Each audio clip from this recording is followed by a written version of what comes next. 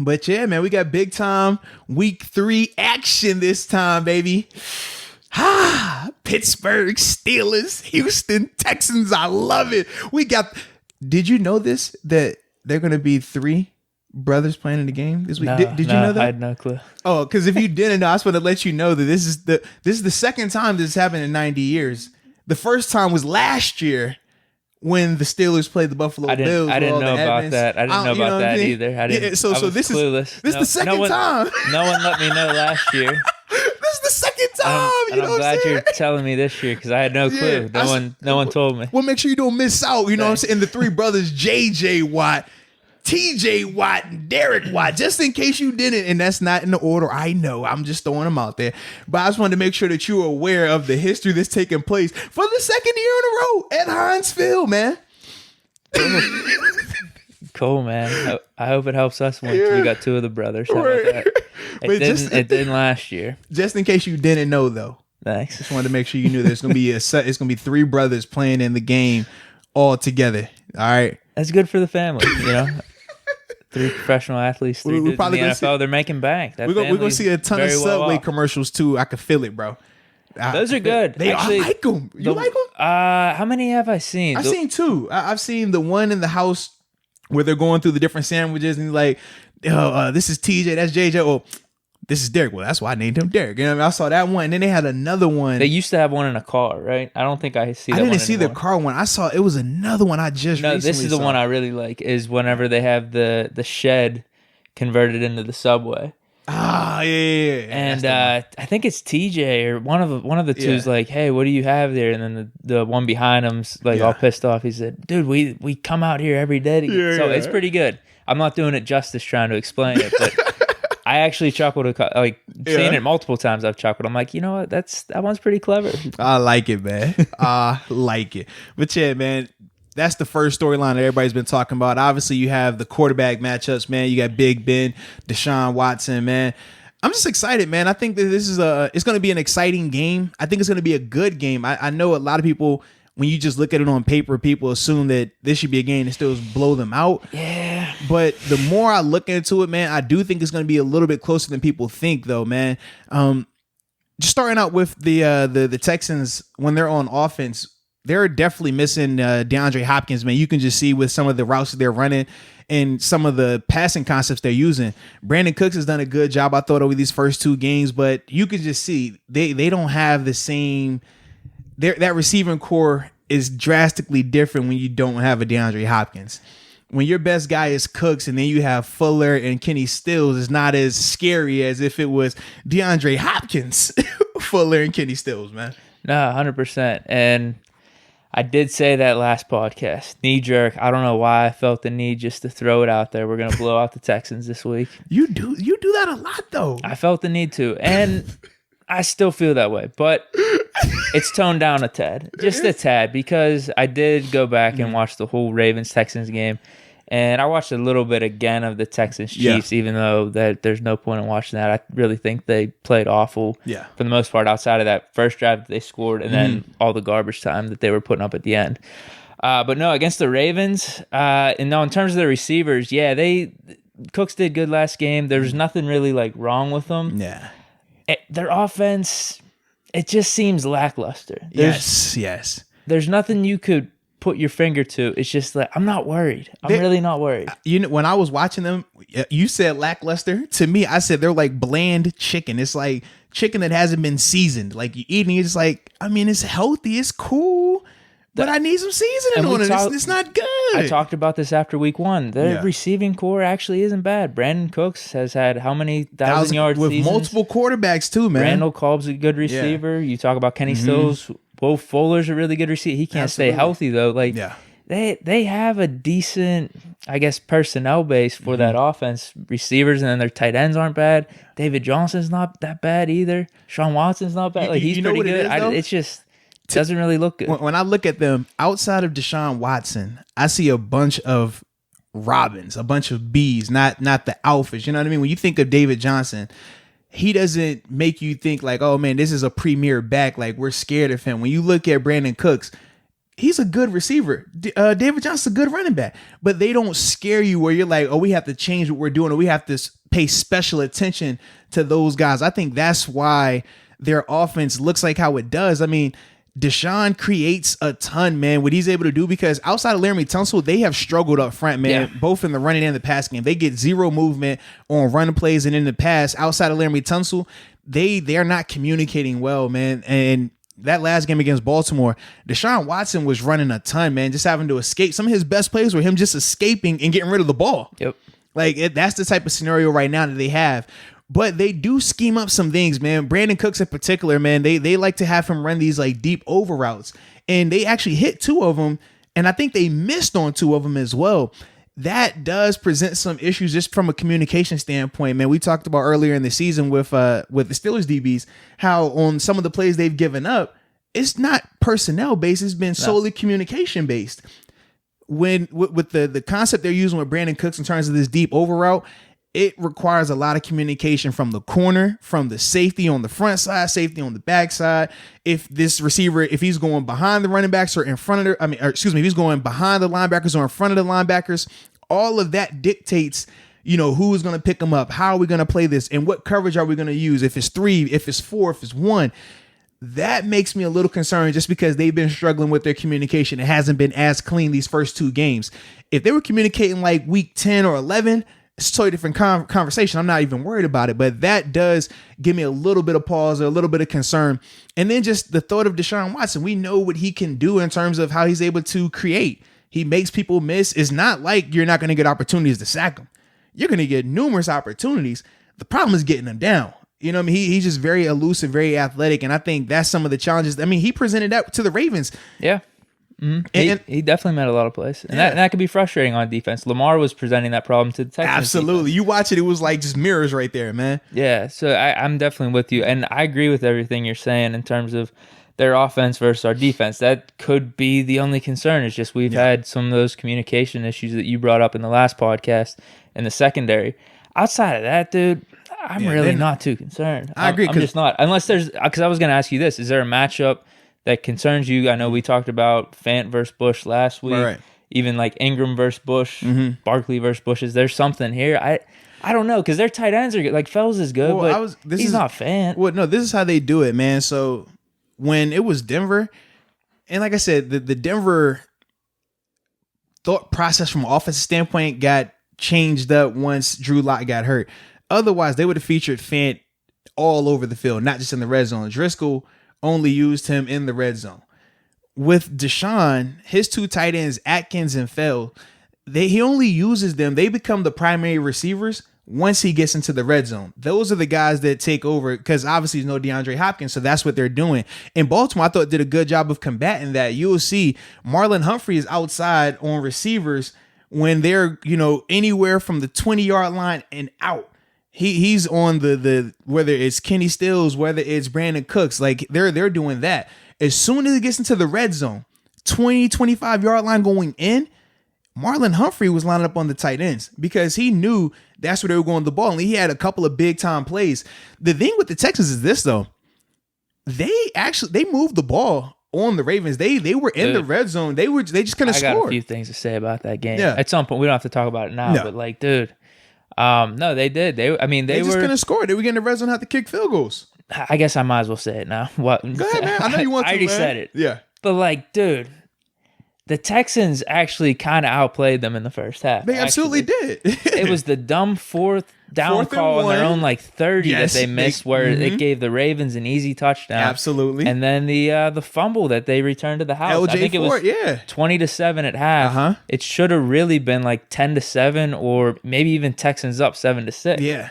I could not believe it. Like I didn't think the Ravens, they played good. They played solid, no turnovers. They controlled the clock and all that type of stuff. But there was nothing about that game that I felt, whoa, the Ravens are this God team, God's gift to the earth. Though, but this is why I'm glad that, and we have these conversations now in terms of like, we're always talking about, like, watch it again, watch the tape on it. Because remember, we said initially, if you just look at the scoreboard, because it was just red zone. Yeah. The highlights were popping up. I'm like, Ravens are killing these guys. Yeah, and remember when we came in and talked, we were like, nah, man, they're going to kill them. Like, bro, hold on, man. Like, I watched this team, man. They don't have the personnel right now.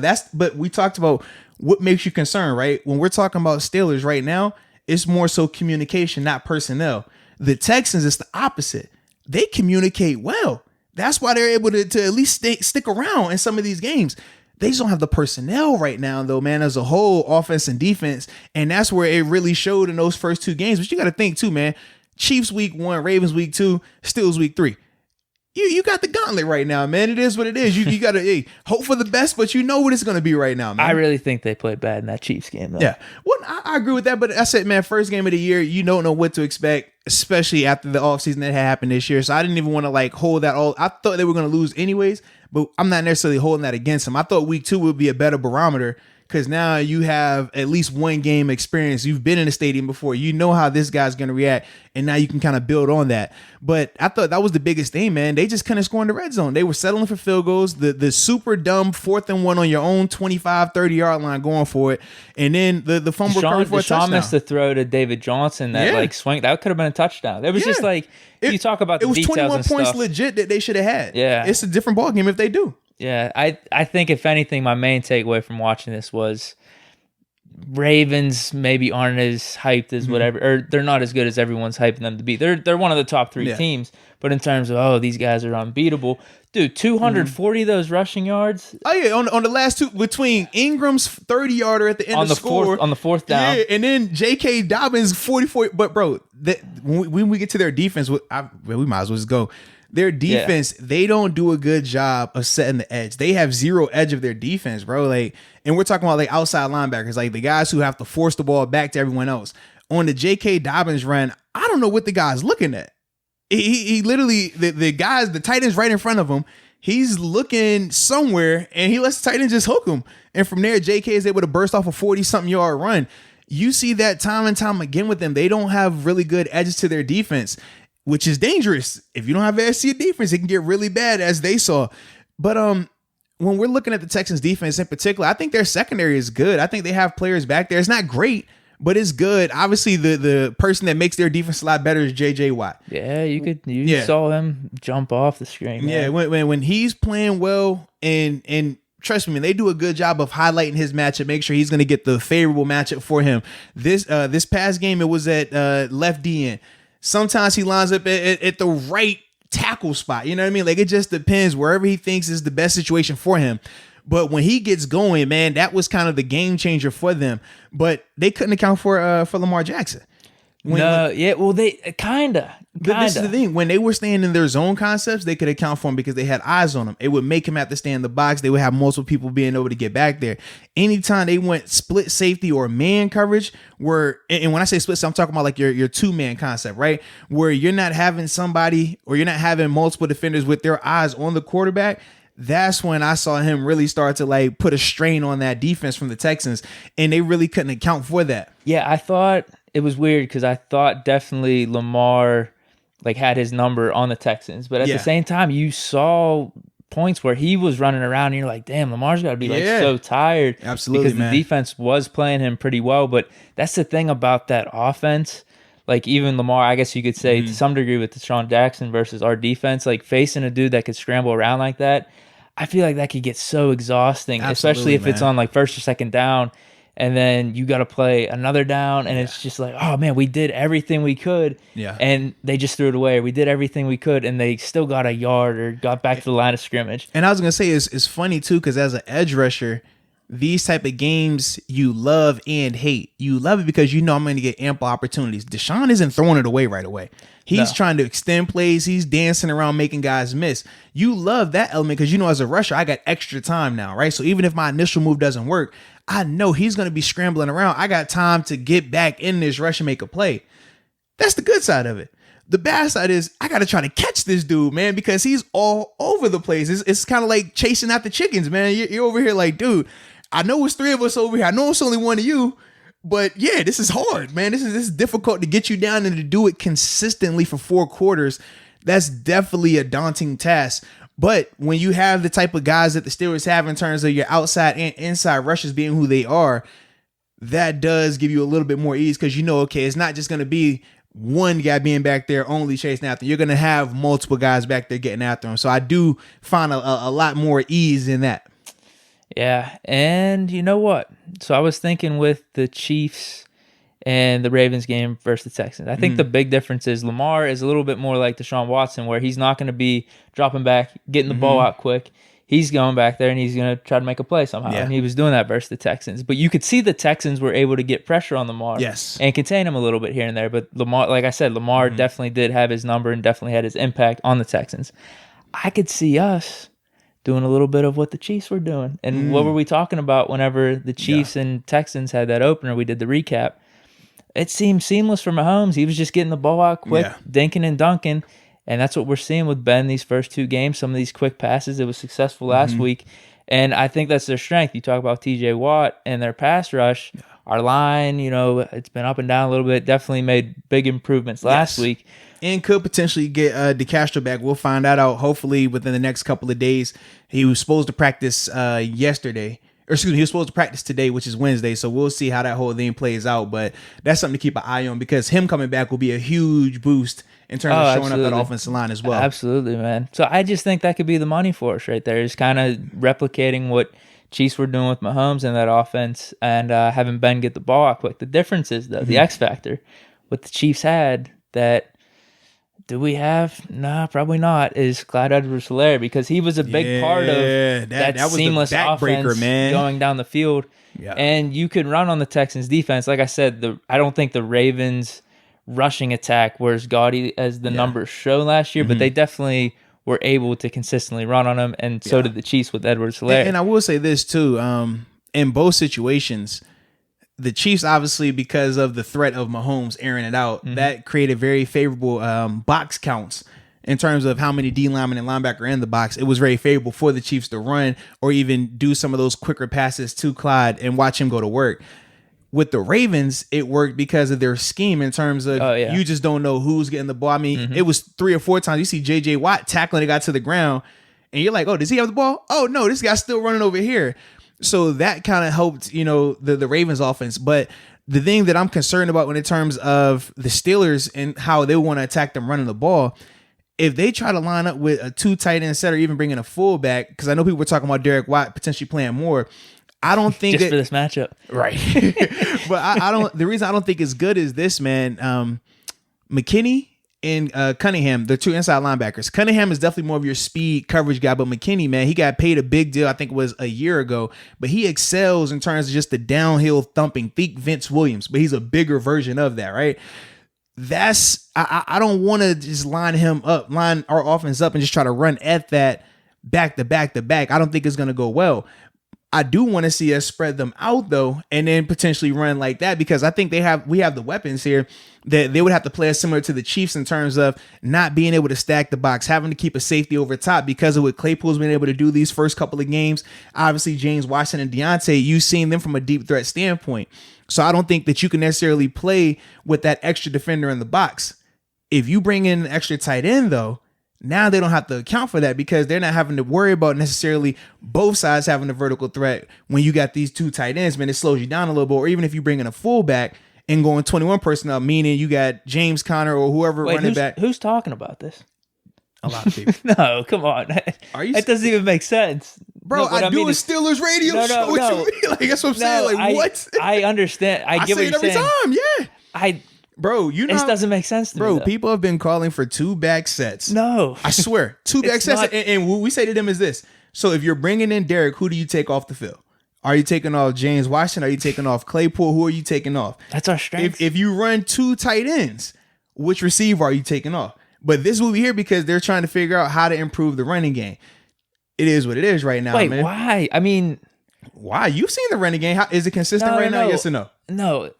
I think the running game comes if we're using those weapons and spreading it out. That's what I'm thinking. It's different philosophy. I just think that's our strength right now. I agree with you, but the difference philosophy is this. Some people feel like you can open up the run by passing. Some people look at it like, man, let's open up the passing by running more.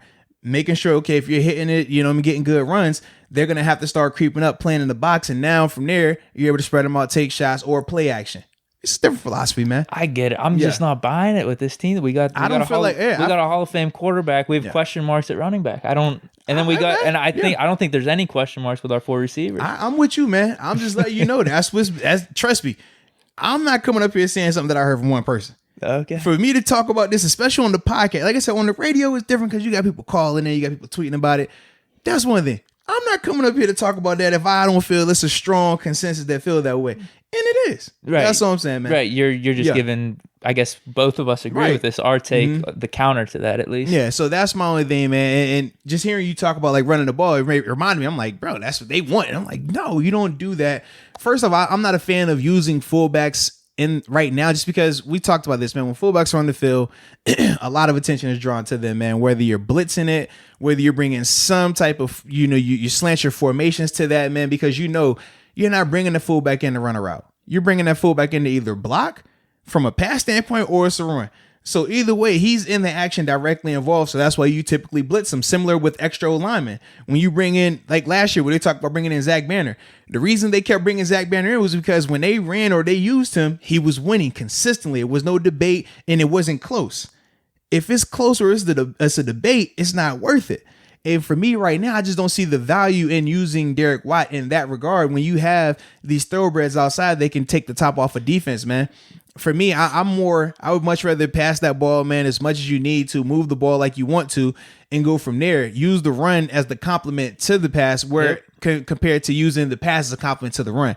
Difference in philosophies. Everybody has, their opinions. It's kind of, is the glass half full, is the glass half empty? But I just think, man, with the way this offense is set up, you don't want to slow them down or take one of those receivers off the field by trying to bring in an extra guy to run the ball, man. No way, dude. And that's what I mean. The X factor with the Chiefs at that running back, that complimentary piece, is Edwards-Helaire, where, dude, he just dropped 100 yards out of nowhere that first game. For us, whereas, are we really confident or know that Connor or Snell's going to have that type of game if we need them to be complimenting like that? And I was going to say, I feel like from a Stills personnel standpoint, McFarland's probably the closest thing to Clyde, bro. Let's be real about that, man. Is it time? You see people clamoring for him? Well, yeah, man, and that's because of the two starter 1 and starter 1B, or however you want to pull it, man. With James Conner obviously dealing with the injury in week 1, and then still not looking explosive or looking as confident or having that very, I guess, aggressive demeanor when he's running. He didn't show that in week 2, even though he had over 100 yards. He just didn't show that. And then obviously with Benny Snell,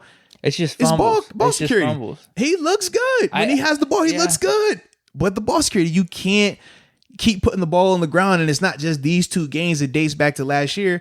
So that's why we're in this. Who would you say is the better pass blocker right now? The better pass blocker is James Conner, just because he has more experience doing it, man. Benny has improved, but it takes running backs a lot longer to start getting better at. I mean, you can go around the league and look at the top backs. We talked about Saquon Barkley, man. He's terrible in pass protection. Derrick Henry, it doesn't matter if you're big or small. It's more so the desire. It's more so the want to. And it's more so it starts with the coaching staff, too. In Pittsburgh, man, they put an emphasis on their running backs blocking. It's drill set up. Everybody heard about backs on backers. We love it as the backs. I mean, as the backers, we love it. The running backs hate it because we trying to break their face masks. We trying to shake them, man. We have every resource available to us to win these drills, and it puts them in very, very disadvantaged situations. But what it does, it number one builds a mentality that regardless of what's going on, I'm going to block you. It also builds a toughness element of it. I know you done beat me up 3 times in a row. You done shook me out my shoes, then took me to the water cooler, got my mama looking over here crying, asking me, like, get off my baby. Yeah, I done been through all that. So I know come game time, it's not going to be that tough. I got other keys around me. I got other things that's going to isolate you to make you have to do certain things. I know how to handle that. I'm equipped for that. They do that here in Pittsburgh. Other places, they don't put the emphasis on it. And you see that when you get guys like Vince Williams who consistently dominates running backs when it's time to blitz. Because we work on it here in Pittsburgh, man, on both sides. Whereas the other places, they don't, man. And I think that's the biggest difference right now. But that's why James Conner is the better pass blocker between the two, because he's had multiple years of working at it. He's had multiple years of going through that fire, man. I remember when James first did that drill. James won't good at that drill. Hey, don't let Sunday fool you now. James, he struggled. Benny Snell, he struggled. We can keep going. Le'Veon Bell, he struggled. It took him a while to really start picking it up and getting better at it. But that's why you work on it. So that way, when it comes to game time, you see those guys stepping up and making big blocks and protecting Ben, ultimately what you want to do. So, yeah, that's the elongated version of it, but a little bit more detail just to let you know why it's here in Pittsburgh and why the guys are a lot better in terms of their blitz pickup with the running backs. At least we would have those positives then if they do go the route that we're suggesting with the quick pass and stuff, having Connor out there. Not because I don't know. I don't know Yeah. what McFarland's looking like in terms of pass blocking, but if we're talking that electricity, But just I wouldn't what wanna you could bring yeah. and spreading it out and stuff. For me, if I'm thinking of McFarland, I'm not even keeping him in to block on third down. I'm treating him like Kamara in New Orleans. On third down, he's fast releasing right now. So with the fast release, what it does, and we're talking about the fast release, back offset right or left side of the quarterback in the shotgun. As soon as the ball snaps, he runs right now to the outside. What it does is this: if it's man coverage, it makes that linebacker, safety, whoever's on him, have to go out to go get him, right? Whereas if he stands back there and waits or stands back there and blocks, well, now in that safety or linebacker that has him in coverage, all they need to do now is just blitz him, like run directly at him, and now he can't get out. And if he can't protect well enough, now it's going to be another hit on Ben. So that's how I would probably use him if McFarland was going to be getting a little bit more of a lucrative opportunity. I thought he did dress, but he didn't play, though. Okay, he they did didn't dress though. in the first game. Correct. The first game he didn't dress. Second game he did dress, but didn't play. Interesting. Yeah, so it'll be, we're going to find out. And the thing is this, too. I know week one, Coach Thomas said he was a little fuzzy on the rules in terms of with this year, you're able to dress more people on game day. I know he said that he was a little confused about those rules. So hopefully, now he has a better understanding of it and we can start seeing McFarland be dressed for multiple games. But the thing that's keeping McFarland from getting a helmet, I was going to ask you, like, what's going on? Like, why isn't he getting out there? Well, because the thing is this, he was supposed to be the kick returner, right? But who's been doing well on kick return? He's been balling, yeah. Ray McLeod has looked awesome these first two games, man. Has created splash plays in the return game 2 weeks in a row. You're not taking the ball out of his hand on kickoff return for Anthony McFarland. So then from there, you have to say, if you're not the returner, what else can you do? You know what I mean? In terms of where you want to use him at. I think he's an upgrade from Samuels. Upgrade from Samuels? Yeah. I don't know how many snaps he's getting. Samuel's been out there maybe 10 snaps. I see Samuel's more on special teams than I do in terms of like running back. That's what's he been on the field for running, but maybe 5 to 10 snaps last week. That's what I mean. Screen pass was thrown at him. Yeah. If we just try that with McFarland, maybe a little screen pass there. Let's just see what he could do. For me, I don't know if I talked to you about this, but I'm not a fan of trying stuff on the fly. Like if we're gonna try it, that's typically what preseason for, right? Because you get a chance to see, do you know the call? Do you know the call when you're tired? Do you know the call when it's a clutch moment? That's the first thing. We should have the game at hand, I guess. Yeah. But how do you get to that point, though? We're rolling with Snow or Connor, I guess. Right, because the first two games, those are two games that we all felt, hey, man, they should have had it in hand a lot earlier. Probably should have blew both of the teams out, but didn't for whatever reason it was. So I don't see that getting any easier. So for me, it's like, man, McFarland's going to have to really impress in practice. And then whenever he does get a small opportunity, he's going to have to really show what he can do because you didn't get that preseason. If I'm Ben, I don't want a rookie that hasn't been in any game situation protecting me. You probably want the pass protection Absolutely. first. Yeah, if we're doing the quick passing game, that's what you want. I need somebody that's going to put their face in the fan. If not, I'm about to get hit. I don't want to get hit so you can just be on the field for the sake of being on the field. You can run whatever route you want. If I'm getting blasted and I don't get a chance to throw it to you, it doesn't matter. So that's the only reason why for me, I'm not a fan of just throwing McFarland out there for the sake of it and saying, well, hey, give him a couple plays. If it works, it works. If it doesn't, it doesn't. Because that's how you get your QB killed. And we already experienced that. We don't need that. I don't want that. Hey man, you got me hyped up. So I had to throw it out there. A lot of people have been talking about it. Absolutely. And I do think McFarland, when he does get his opportunities, he will produce and perform. But I think it's more so a trust issue similar to Chase Claypool. We haven't seen a ton of Chase. When he's been out there, he's made plays. But they're still leaning on the guys that they know in terms of James Washington, Juju, Deontay. They're going with those guys over Chase for right now. As Chase continues to make plays, though, he's going to continue to get more opportunities. But then from there, you always have the conversation of, well, who's coming off? Who's this? Who's that? A great problem to have, though. Oh, without a doubt. Compared to last year. Without a doubt. This is unreal. Last year, the cupboard was a little bit bare. This year, we got an abundance, man. We're in heaven, man. Yeah. We're in heaven. We were in heaven, and then we thought, I don't know, we went to hell. We lost it all somehow, but we're back. We've been cursed by the football gods. And it's not like it took too long, so it feels great. Absolutely, man. So I do think that whenever we do see McFarland, I do think he'll play well, but I just don't see it happening right now. And outside of like injuries, if James gets injured, that's one thing. Yeah. Or if James and Benny put the ball on the ground, that's another thing. But if everything is going well, I just don't see them saying, hey, let's not use Jalen Samuels for these 3 or 4 plays and let's give it to the rookie and see what he can do. I just don't see that right now, man, personally. Okay. Yeah. And especially when you look at the tape last week, man, they still were having some miscommunication, man, on some of their screenplays. Yeah. You got the O-line going one way, the running back going the other way, and it wasn't just one back. It was multiple times it happened. That makes me uneasy. And that's with the guys that we know. I don't want to take that chance to play that game with the young guy, man. It's a coin flip right now. I don't need that in my life, man. That's too stressful for me. Maybe just quick halfback toss. If you think so, man. I'm under the belief that every play is significant, man. And I'm not in the business of just try it out. Let's see what happens. If you're up 2 scores, cool. But whenever we really felt that we were in control of any, like we were winning in both of these games, right? But never did we feel that it was enough that we didn't have to worry about that team coming back. Both of those games at the it was the 9-minute mark. We were up 12. That was the fumble. Yeah, like if we would have scored after that, it would have been different, fine. Right? That's different. But we haven't in either one of these games had that moment where we're just we're coasting, man. Let's go and chill. Oh yeah, we not even worried about this. Like we haven't had that yet. I'll be honest with you. I did start feeling that once we got the pick with Joe Hayden. I don't know if you saw that. I said game over after the pick on Twitter. Listen, man, you say a lot of stuff, bro. That's how I felt, man. I mean, come on. It was right before halftime. We got a pick. We should have scored a touchdown there. We still got the field goal. Felt good about our lead going into half. Felt good about how we were playing. A lot of people were saying, hey, you jinxed us. No, I'm just calling it how it is. Thought it was game over.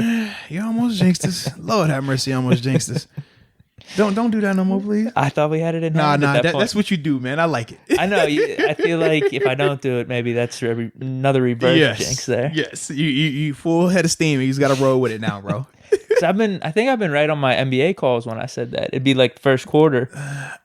You got to check my tweets. Just the tweets, not the stuff I say in like a nuanced way on a video or anything. Just tweets. Right. If I'm watching something, Bucks. Okay. I think, what did I say? Like game over, series over. I was right on that. This was the Magic one. Okay. I think I said that there might have been another game. I don't remember. There was 2 games, and then I was right on the Steelers one too. All right. So I'm 3 for 3 on my early game calls. Just keep it going, man. Keep it consistent, bro. But yeah, man, I thought that, with this game right here, I do think it's, like I said, going to be a really good matchup. I do like the fact that it's at Heinz Field, man. Anytime you're able to get that extra day not having to travel, I think that's going to pay dividends, especially because of everything going on, man. You're not having the Austin that you needed, man. You trying to get any extra time you can get, any extra meetings you can get. So that is going to be a luxury for the team in that regard, man. But yeah, any other matchup? I can't think of a certain matchup. The real thing I'm thinking about their defense is JJ Watt. It's absolutely and just JJ getting to Watt. The quarterback. But we already talked about let's just get out the ball quick. Absolutely, man. You got to find ways to minimize him. I think schematically, the pre-snap movements and motion that Canada has them doing. I noticed that with the Chiefs, man. Yeah. I'm learning a little bit because as I'm watching back on the Chiefs game, I'm seeing the Chiefs do a little bit of that. A lot of pre-snap movement and motion, man. I think we do that formula. Yeah. And then also, I know this is a difference. Obviously, this is the Texans offense, but look at the Texans offense. Every play, I think it was probably 97% of their plays has some type of movement, pre-snap, shift, motion. Who, the Texans? The Texans do it as well, man, but they do it because obviously they don't have, they need, when your O-line doesn't have a favorable matchup where you have a guy on the other side. Obviously, the reason why the Texans were doing it because interior Calais Campbell, they couldn't block him. The whole time, Calais just dominated the interior, created a whole bunch of havoc for them, passing game and running game. But when you're moving around like that, we said, man, it creates a strain on the defense because now everybody has to talk. All right, it's closed left initially. All right, now once it's motion, all right, we're going to, spread the coverage. All right, so coverage was, to the left. Now we got to move the coverage to the right. Oh, okay, well, this guy steps off the ball, and now it's a shift. So now we got to scramble the whole thing, and now close it to the right. Now that changes the coverage again. All of that happening just to run a simple dive. But you see how much we got to talk over here. If one person doesn't get the call, one person doesn't get the check. Now we're out of position. Now the defense is set wrong. Now offense has the advantage. So with the pre-snap movements and motion, that's what it really does from a defensive standpoint. It puts a strain on you. You have to overemphasize the conversation. You have to overemphasize knowing your assignment. The benefit too is no crowd at Heinz Field. At least the D-line, if they'll be able to hear it. People can hear if you feel a little confused. Oh, he said white left. Okay, bet. I'm over here now. Compared to when it's, traditional 70,000, you're not hearing me say white left. I've screamed the call before. We could be arms distance away. You cannot hear it, which you'll see more hand signals then. But for this scenario, they don't have to worry about that. So I think that helps them out as well.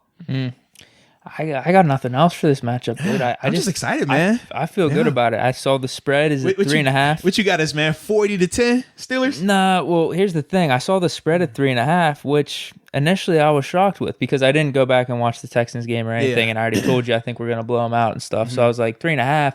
We were, I think it was 6 or 6.5 against the Broncos. It started out at 6, and then it bumped up. Yeah. So I was like, man, I don't think the Texans are really any better than the Broncos right now. I know they're both 0-2, but yeah, I guess after looking through all this and now us talking, maybe makes a little bit more sense. But at the same time, what you got us 50-3? I'm just not worried. I don't think the Texans are maybe bad as I initially thought. There's nothing that worries me about this game outside of J.J. Watt. But like I said, we got these great weapons. We got a Hall of Fame quarterback.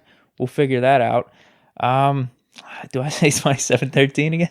Nah, you want to give us a 30 burger. Have we hit 30 yet? We don't have a 30 point yet, do we? We had 27? Yeah, we've been first close. Game, and then 26 this past game. Yeah, we've been close. Say it. Man, give us the 30, man. Maybe really, that's why we haven't had 30 yet. Because you haven't said 30. What if that throws it off? We're 2-0 with 27-13. We're 2-0 with 27-13, and I do think it's going to be double digits, so do I just keep rolling with that? That's like your safe score right now, man. Every game, 27-13. I think it's going to be 13-27. Yeah, I can see this one being probably the 27-13. Yeah, that sounds about right. It's whatever, man. What you got for us, baby? 26, 27 to 12 or 13, something like that. We get a safety in here? We get a safety too? I don't think. I feel pressure with this call right now. Oh, man, it's no pressure. You do this.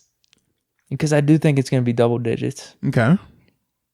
I'm saying it again. I'm saying 27-13 again. I'm staking my claim on that score right now until we lose. I think that's what we're doing. All right. I got the beard going too. I've been low key about that ever since week 1. Haven't shaved the beard, so we're keeping that going too. Dude, if we win, if we go 6-0 here or something, man, the beard's gonna be crazy. All right, it's gonna be pretty crazy. So let's just keep rolling with that. I'm not superstitious though. I'm not. You're not superstitious, but you're just talking about your beard and you got to pick the right score and you can't change this up. Like, which one is it, man? Because I'm playing to the listeners here. I think I'm playing to the fans. Yeah. Because if I don't do it, I don't want people to think, oh, you fucked it up, right? Yeah, because they will say that. They definitely will. Because if I go full arrogance of like I'm shaving my beard this week, we're winning 50-10. I'm shaving the beard this week. We're winning 50-10, and then we lose. Yeah. I just don't want to hear it. That's all. So I want to go along with it, have fun with it. I don't really buy into it though. Okay. So you got what you said? Or do I? So what's your final score? What you got? 27-13. I'm sticking with it, dude. All right, I like it. 27-13. For me, I think it's a little bit closer. I have it 21-17. For me, I was kind of back and forth initially.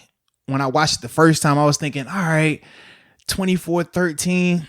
But I know things happen during the game, right? We've seen it week 1 with Darius Slayton coming up out the blue making plays. We saw it in week 2, Jeff Driscoll coming off the bench making plays. I feel that the Texans, even without DeAndre Hopkins, has a better offense than the Giants. I think they have a better offense than the Jeff Driscoll-led Denver Broncos. If it's Drew Lock at quarterback, all right, difference of conversation because you have the weapons. Obviously, we talked about the Broncos receivers being a little bit unproven and having some drops and stuff Sutton like got that. Hurt. Yeah, Sutton did get hurt. Yeah, so when I think of that, I'm just like, I feel that the Texans with Deshaun Watson, kind of like how we talk about with Ben, right? If you got that quarterback, you've told me numerous times, it didn't matter who was at receiver or running back. If 7 was at quarterback, you think that you're in the game. You think you have a chance. Always. Deshaun Watson gives those same type of vibes. We've seen it numerous times with him, man, whether he's playing Seattle, whether he was playing the Patriots. Like, yeah, he's going to find a way to make plays. So that's why I think that they still are able to stick around. And then after seeing him do that against the Ravens defense as well the week prior to that, I'm just like, I can see them finding ways to make a couple of plays here or there. I don't think that they'll ever... I don't think they'll ever have it where they're either in the lead or we ever feel that, man, the game isn't in control. But I just don't see us running away with it either, though. I think it's going to be a lot closer than that.